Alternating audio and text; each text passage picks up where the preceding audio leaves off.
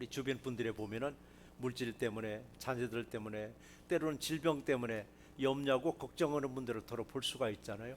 근데 그분들한테 우리가 무슨 말을 위로해 줄까, 무슨 말로 권면해 줄까 하는데 딱 있더라고요. 무슨 말인가 했더니, 기도하면 되는데 왜 걱정하십니까? 기도하면 되는데 왜 걱정하십니까? 근데 그 말을 하는 본인도 은혜로울 때는 참 그 말이 기억이 나서 다른 사람들에게 권면해주고 했는데, 정작 본인이 어려움에 딱 닥치면은 그 말이 기억이 안 난다 하더라고요. 기억이 안 난다는 거예요. 왜 기억이 안 나는가 했더니, 마음이 바빠지니까. 마음이 바빠지니까 일의 순서를 정하지 못하는 거예요. 일에는 일머리라는 말이 있더라고요. 일머리를 잘 알아서 그대로 해서 일이 쉬운데, 끝에 할 걸 앞에서 하고 중간에 할 걸 뒤서 하고면 일이 뒤죽박죽이 되는 거예요. 그래서 예수님도 우리에게 일의 순서를 정해 주셨다고 제가 늘 말씀드리잖아요. 너희는 먼저, 너희는 먼저. 너희는 먼저 무엇을 먼저 할 것인가? 예수님은 마태복음 6장 33절에서 너희는 먼저 그의 나라와 그의 의를 구하라. 그러면 이 모든 것을 너에게 더하시리라라고 분명히 순서를, 그 순서가 뭐 육신의 일이 먼저 아니더라고요. 영적인 일, 바로 하나님을 먼저 찾고 말씀을 찾고 기도하라고 순서를 정해 줬는데, 이걸 마음이 급해지고 당황하면은 잊어버린대요. 순서를 잊어버리고, 그리고 세상적으로 일을 해보려고 열심히 뛰어다니고 발버둥 쳐보다가 뒤늦게, 아 참 기도하면 되는데, 기도하면 되는데 왜 이렇게 걱정을 했지 하면서 기도하기 시작하더라고요. 여러분, 기도할 때 말씀을 붙잡고 여러분 기도하시면 어떤 일에서도 기적이 일어나는 삶이 이루어질 줄 믿습니다. 오늘 하나님이 우리에게 주시는 말씀이 두 가지인데, 첫 번째 말씀이 무슨 말씀이냐면, 여호와께 피하는 자가 복이 있도다라고 했습니다. 여호와께 피하는 자, 누구에게 피하는 자? 하나님께 피하는 자. 여호와께 피하는 자는 복이 있다라고 말씀하시더라고요. 그래, 우리 믿음의 사람들도요, 때로는 어려움이 닥치면 여러 부류가 나와요. 어려움이 딱 닥치면 어느 분은 보따리 싸들고 산속으로 가요. 기도원으로 들어가요. 기도원에 들어가 기도합니다. 그럼 이분은 어디로 피했는가 했더니 기도원으로 피신했더라고요. 또 어려움이 딱 닥치면은 집안에 방콕이라는 말을 쓰더라. 방콕. 집안에 콕 박혀가지고 사람들을 안 만나요. 그걸 기도한다고 사람을 안 만나요. 이거는 어디로 피했느냐면 달팽이 집으로 피해버린 거더라고요. 또 어느 사람은 어려움이 딱 닥치면은 평상시 자기의 모습대로 활동하면서 말씀 붙잡고 기도하는 사람이 있습니다. 이 사람은 어디로 피했는가 했더니 하나님 말씀과 기도 속으로 딱 피신했더라고요. 또 어떤 사람은 어려움이 딱 닥치면 세상으로 튀어나갑니다. 세상이라서 문제를 해결하려고 사방으로 뛰어다니더라고요. 이분은 어디로 피신했는가? 피신할 곳이 없어서 방황하고 다니는 거예요. 자, 우리가 어려움이 겹쳤을 때 아마 이런 부류 중에 우리도 한 사람이 아닐까? 보따리 싸들고 기도원으로 갈 것인가? 아니면 방콕 해가지고 사람 안 만나고 그냥 달팽이 집 속에 들어간 데 있을까? 아니면 평상시 내 생활 그대로 해가면서 말씀 붙잡고 기도로 피신할 것인가? 아니면은 아예 그냥 세상으로 튀어나가서 방황하고 다닐 것인가? 우리 이 중에 하나가 우리일 수도 있겠더라고요. 기도도 그래요. 뭐 기도 40일 기도에다가 금식 기도에다가 100일 기도에다가 그 기도하는 거 다 좋은데, 기도하면서 저는 활동하라는 얘기예요.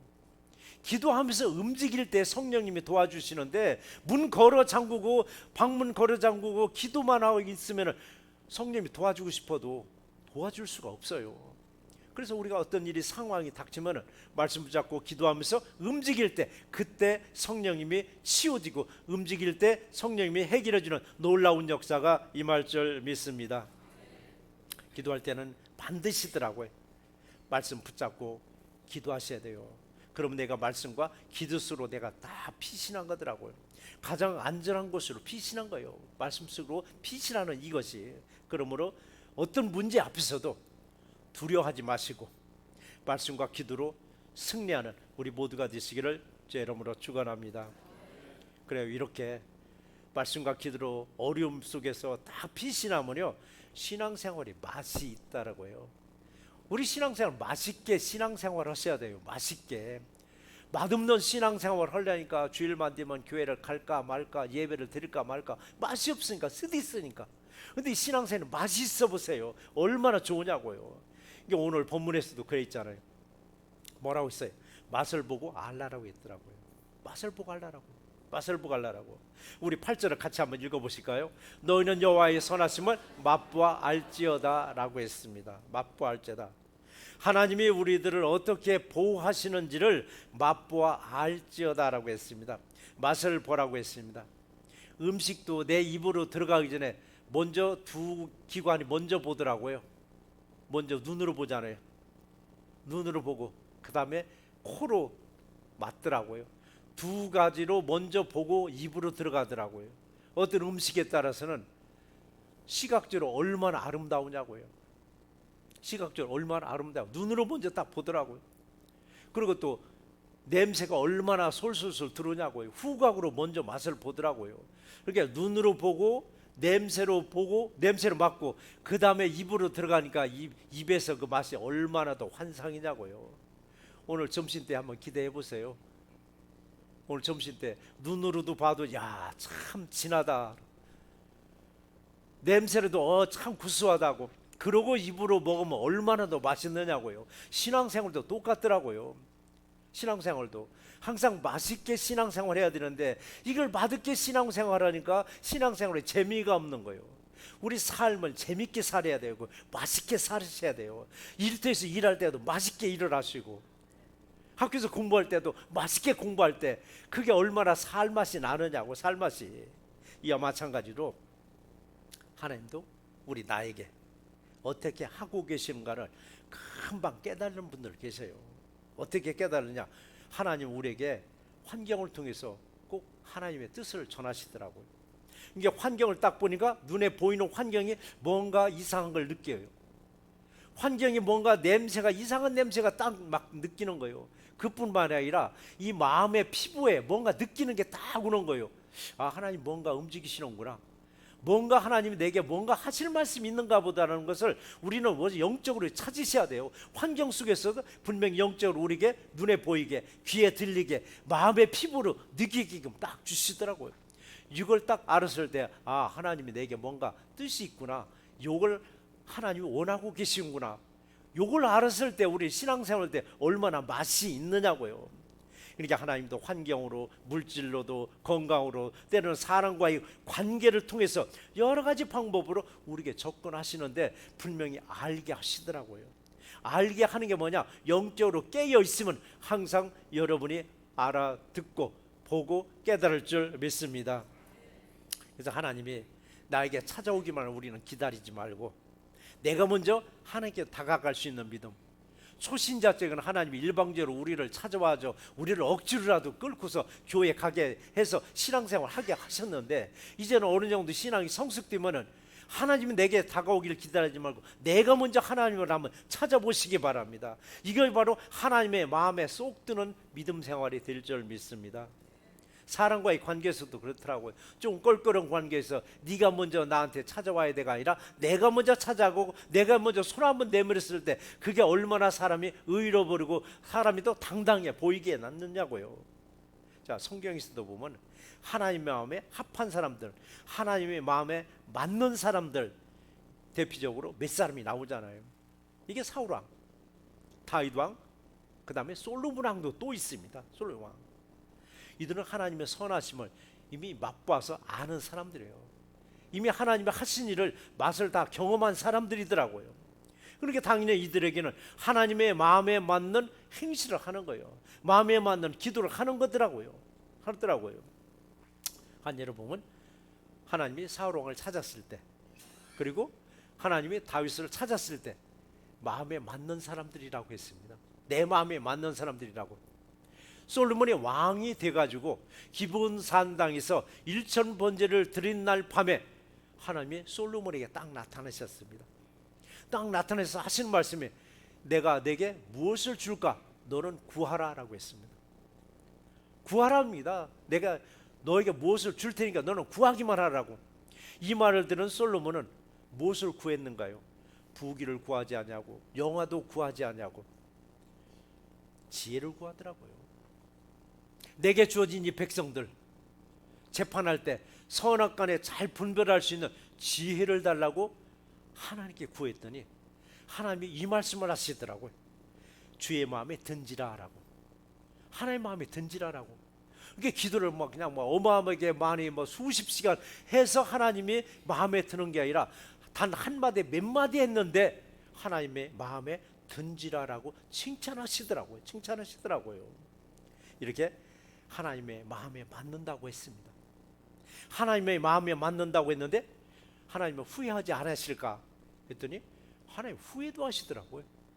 아니 마음에 맞는다고 이렇게 칭찬하더니 뭐지 않아서 내가 너를 세운 것을 후회한다라고. 왜 후회하시는가? 성경에서는 분명히 하나님은 후회하지 않으시는 분이라고, 실수가 없으시는 분이라고 했는데 하나님도 실수하시는 분인가? 왜 이런 말이 나오는가? 왜 말이 맞지 않는가 했더니 여러 번 나오잖아요. 하나님이 천지를 창조하고 있어도 한탄하세요. 한탄한 건 뭐냐? 후회했다는 얘기입니다. 후회했다. 사울왕을 세운 것도 후회하시고. 왜 후회하시는가 했더니 번역상에 문제가 딱 있더라고요. 번역상의 문제. 이 후회라는 말은 정확하게 어원을 다시 원어로 들어가서 보면요, 후회라는 말이 아니고 마음 아파하다가 하나님 슬퍼하다 이런 뜻이 되더라고요. 하나님의 세웠을 때 참 내 마음에 쏙 맞는 너다라고 해서 세워놨는데 자꾸 옆길로 새니까 너를 내가 세운 걸 후회하는 것이 아니라 내가 마음이 아프다, 내가 가슴이 아프다 이 뜻이 되는데 이걸 후회라로 딱 번역해 놓고 보니까 잘못하면 하나님도 실수도 하는구나 라고 생각하면서 우리들을 실수를 합리화시키려 하더라고요. 요걸 놓고 사람들은 하나님도 후회하시는데 내가 잘못 선택한 거 그럴 수도 있지라고 합리화시키려고 하는데 합리화시키면 안 돼요. 하나님이 실수한 게 아니에요. 그냥 가슴 아파할 뿐이더라고요. 한 예로 우리 가정에서도 그렇잖아요. 내 사랑하는 자녀들이 자꾸 옆길로 나가는 거예요. 자꾸 말썽을 부리는 거예요. 사고치는 거예요. 그럼 부부는 그런가요? 부모는 아이고 이놈 낳은 걸 내가 후회한다고 얘기하나요? 후회한다고 하기 전에 가슴앓이 하는 거예요. 가슴앓이 하고 마음 아파하고 애통해 하는 거예요. 하나님도 똑같은 거예요. 우리가 옆길로 세면은 후회하는 것이 아니라 마음 아파하시는 거예요. 왜 아파요? 돌아오기를 기다리는 거예요. 언제든지 돌아오기만 하고 돌아오기를 기다리는 거더라고요. 부모가 자식이 낳은 걸 후회하지 않냐고 그저 바른 길로 오기를 기다리고 있듯이 하나님도 저와 여러분들이 잘못된 길로 가면 후회하는 것이 아니라 다시 돌아오기를 기다림을 믿는 우리 모두가 되시기를 주의 이름으로 축원합니다. 이게 잘못된 길로 가다가 이게 하나님께로 피신하면 얼마나 하나님이 반가워하시겠느냐고요. 그런데 자꾸 다른 곳은 세상으로 피하는 거예요. 세상으로 피하려고 하다 보니까 하나님도 마음 아파서 하나님도 가슴앓이 하는 거예요. 가슴앓이 해가. 그래서 우리들은 어떤 문제든 하나님께로 즉 말씀으로 피신해서 다시 역전되는 귀한 삶이 되기를 주의 이름으로 축원합니다. 그래요. 하나님의 마음에 맞는 사람들은요, 하나님 말을 기쁘게 하는 사람들이에요. 이걸 갈라디아서 1장 10절에서 아주 잘 나왔습니다. 같이 한번 읽어보시겠습니다. 이제 내가 사람들에게 좋게 하랴 하나님께 좋게 하랴 사람들에게 기쁨을 구하랴 내가 지금까지 사람들의 기쁨을 구하였다면 그리스도의 종이 아니니라 라고 말씀하셨습니다. 우리 간단해요. 하나님을 기쁘게 하는 방법이 뭐가 있을까요? 하나님이 찾는 자가 되면 하나님이 그렇게 기뻐하셔요. 하나님은 어떤 사람을 찾는 자고요? 예배하는 자를 찾는다고 말씀하셨어요. 지금 이 시간에도 하나님은 딱 보니까 찾는 사람이 다 모였으니까 하나님은 얼마나 기뻐하시겠느냐고요. 근데 세상에서도 보면 그래요. 나를 찾지 않는 곳에 내가 딱 등장하면은 사람들은 뭐라 하는지 알죠? 쟤는 왜 왔어? 그런다고. 했어요? 안 했어요? 여러분도 그랬죠? 저 사람은 안 왔으면 하는 모임에 저 사람이 딱 나타나면 쟤는 왜 왔어? 하면서 견눈질하는 거예요. 너 가라 이거지요. 근데 나를 찾는 곳에 내가 딱 등장하면 웰컴하는 거예요. 어서 오라고. 어서 오라고. 하나님이 찾는 사람이 누구냐고, 예배하는 자를 찾는다고 있으니까 이 시간에 쫙 둘러보고 나서 있으니까 하나님이 얼마나 기뻐하시겠느냐고. 하나님을 기쁘게 하는 방법이 뭐냐? 예배하는 자가 되시기 바랍니다. 하나님이 기뻐하실 줄 믿습니다. 그러면서 사람에게 기쁨을 구했더라면 그리스도의 종이 아니라고 얘기하셨습니다. 그런데 우리는 쉽게 말합니다. 나는 종은 종인데 난 세상의 종이 아니고 하나님의 종이라고. 하나님의 종, 여러분 맞습니다. 여러분은 세상에서 일을 할지라도 세상의 종이 아니고 하나님의 종은 해야 할 일이 있습니다. 하나님을 기쁘게 하셔야 돼요. 우리 세상에서 일할 때도, 직장 생활할 때 상사를 기쁘게 하는 게 뭐냐? 실적을 많이 올려주면 상사가 기뻐해요. 사장이 기뻐하고 그러면 진급시켜주는 거예요. 그런데 거기서 실적이 안 나오는 거예요. 계속 사고치고 계속 문제가 이렇게 되면은 어떻게 내 쫓아버려요. 너 나가라고. 자, 우리도 하나님의 종이면 하나님의 종답게 하나님을 기쁘게 하는 삶을 사셔야 되는 거예요. 그리고 누구에게 기쁨을 구하라고요? 사람에게 기쁨을 구하지 말고 하나님께 기쁨을 구하라고 말씀하셨습니다. 근데 우리도 사람을 기쁘게 하긴 해야 되겠죠. 사람을 기쁘게 해야 또 미쁨을 받더라고요. 사람한테 미움 사면은요, 여기 가도 저기 가도 참 천덕꾸러기 같아요. 그렇지만 우리는 제일 먼저 누구한테? 하나님을 기쁘게 하시고, 사람에게 기쁘게 하기보다는 먼저 하나님을 기쁘게 하시고, 사람에게 기쁨을 구하지 말고 먼저 하나님께 기쁨을 구하는 우리 모두가 되시기를 주의 이름으로 축원합니다. 그래서 하나님을 경외하고 하나님을 기쁘게 했더니 무엇으로 채워주시는가 했더니 두 번째 말씀이 뭐냐면 좋은 것에 부족함이 없으리로다 라고 했습니다. 좋은 것에 부족함이.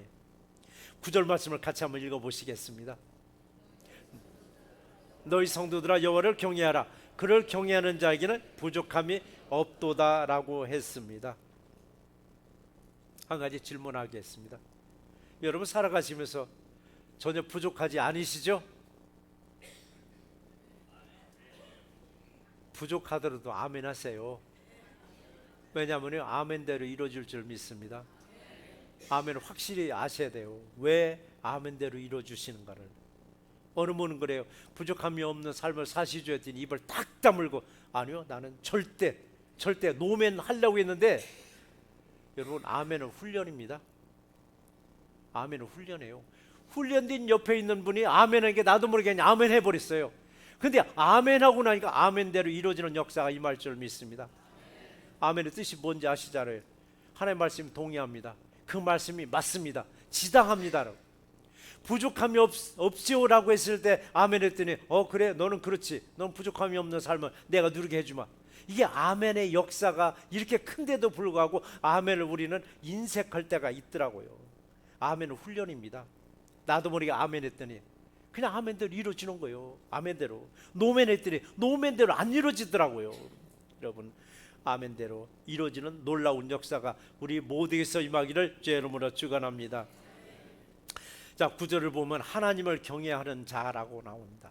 하나님을 경외하는 자. 경이라는 말은 제가 수없이 설명해 드립니다. 경이라는 말이 참 쉬운 말은 아니에요. 어려운 말입니다. 경이라는 말은 하나님을 존경하고 하나님을 우러러보면서도 하나님을 두려워하는 마음의 자세가 바로 하나님을 경외하는 거예요. 경외. 이렇게 하나님을 경외했더니 오늘 9절에서 있잖아요. 부족함이 없다라고 했더라고요. 부족함이 없다라고. 누구를 경외했더니 하나님을 경외했더니 부족함이 없다라고. 부족하다는 건 뭔가 텅텅 비었다는 얘기입니다. 부족함이 없다는 건 뭐냐? 가득가득 차 있다는 얘기더라고요. 근데 우리가 살면서 부족하다고 여기는 게 뭔가, 이걸 얼마나 많이 있느냐. 근데 줄이고 봤더니 한 서너 가지로 딱 나오더라고요. 물질, 어느 때는 늘 부족하다고 얘기해요. 물질에 충만하다는 사람은 내가 한 번도 못 봤어요.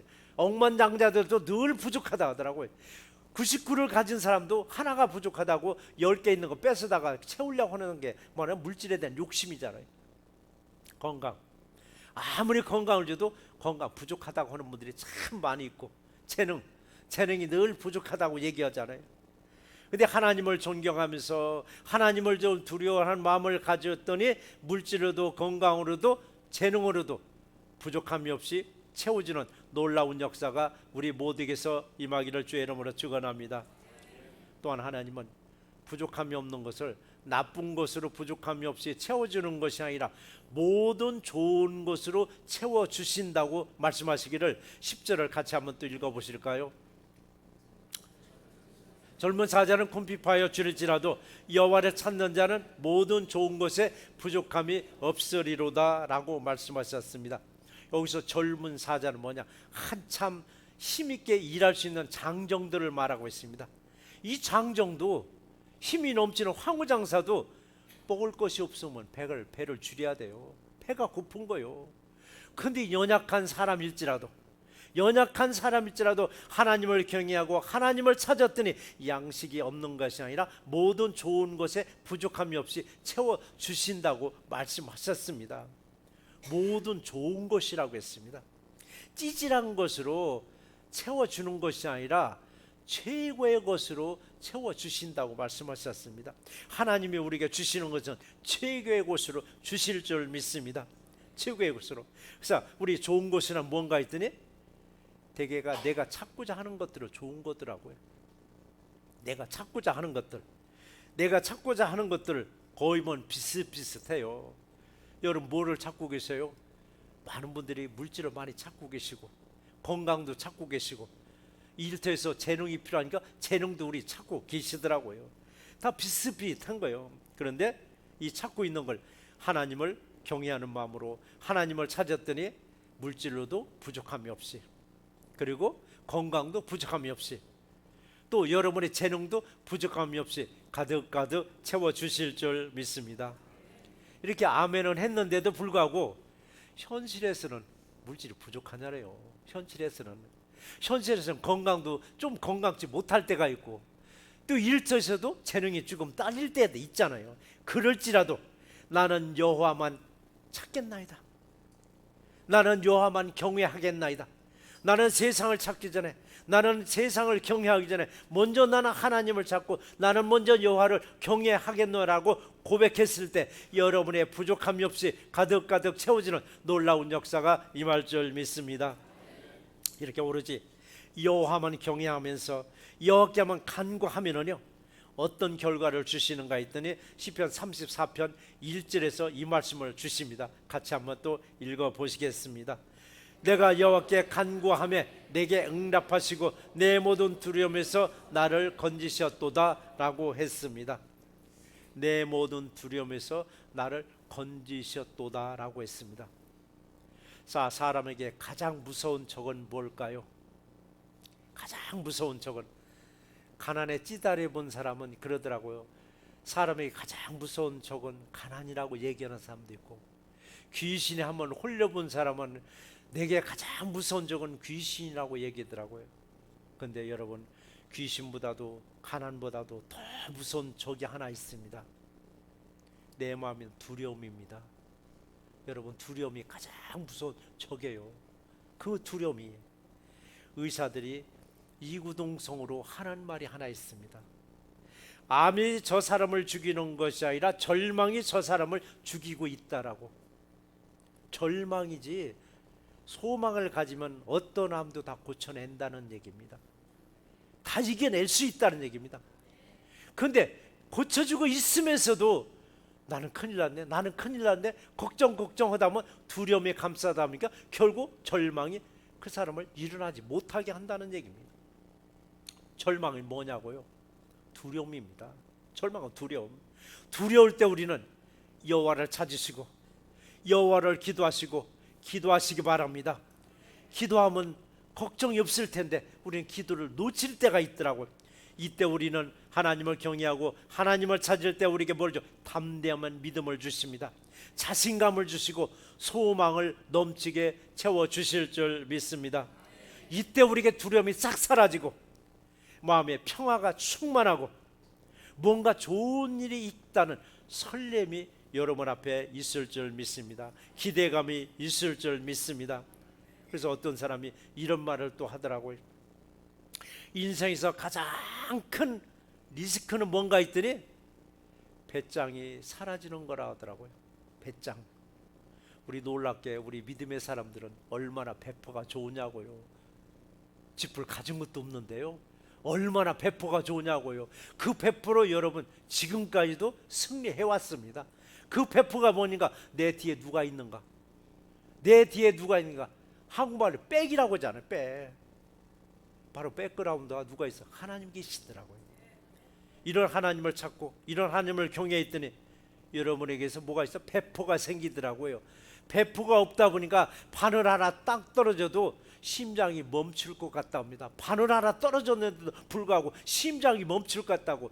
왜 그러지? 배짱이 없으니까, 믿는 데가 없으니까 새 가슴이 돼가는 거예요. 사람이 믿는 구석이 없으면 새 가슴이 돼갑니다. 하지만 세상에서도 그렇고 신앙에서도 그렇고 믿는 구석이 있으면요 배포가 생기더라고요. 우리들에게 믿는 구석이 뭐냐고, 하나님이 내 뒤에서 나와 함께 하고 계시다는 믿음을 가졌을 때 배포가 생기더라고요. 자, 우리들은 무엇을 믿나요? 예수 그리스도를 믿고 계시잖아요.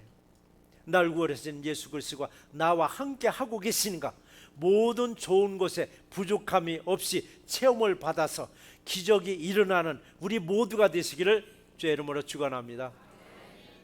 우리 말씀을 한번 정리해 보겠습니다.